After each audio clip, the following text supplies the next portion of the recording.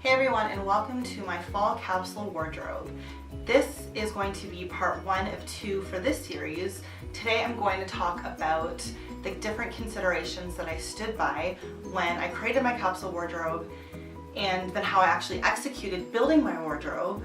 And the second video will be a try-on of some of the items and how I create my weekly outfits by using just what's on the rack that I've built.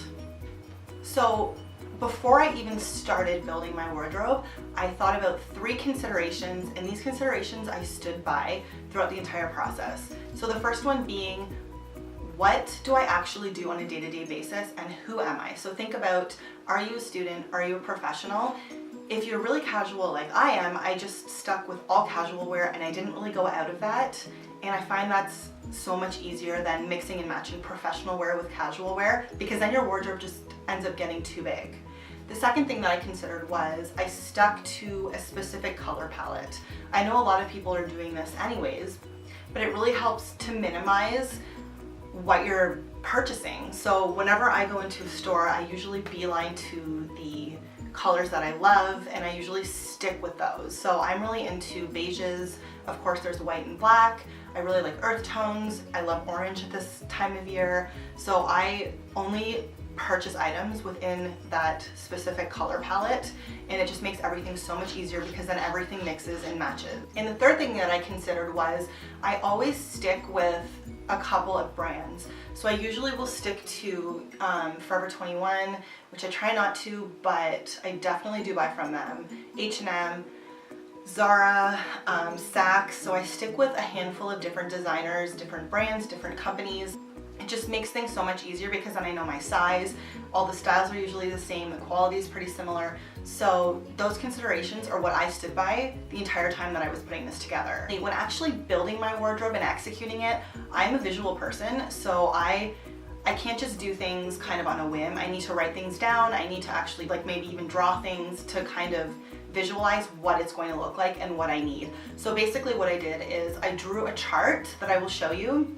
And on the top of the chart, I had the categories. So you have tops, outerwear, dresses, and then bottoms. And then under the categories are your subcategories. So for me, what I did was under tops, I started with tank tops, and then I went up to t-shirts, and then long sleeve shirts, sweaters, etc., etc. So when I actually wrote everything down and made a chart, I could really picture it in my head, and I knew what I needed to do. So before starting the chart, what I did was I took all the items that I have from my current fall wardrobes from previous season, I put them all on my bed. I picked up the items that I really liked that went with the color palette, the brands that I choose, and my casual style.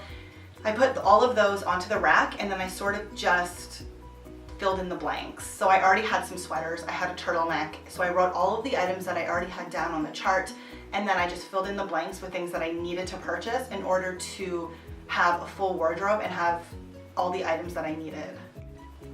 So here is my chart that I used. It's not aesthetically pleasing, but it works. So basically what I've done is I've written all of the categories on the top, and this is supposed to be a visual representation of my actual wardrobe rack. So this will be the rack, and on the left hand side will be all the tops, the outerwear, the dresses, and the pants. So at the top you have your categories, and then we have the subcategories.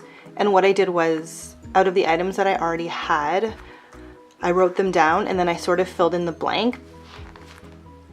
So I wrote in items that I already had, and then I wrote in items that I wanted, such as a dressy dress and a pea coat and the blazer, for example.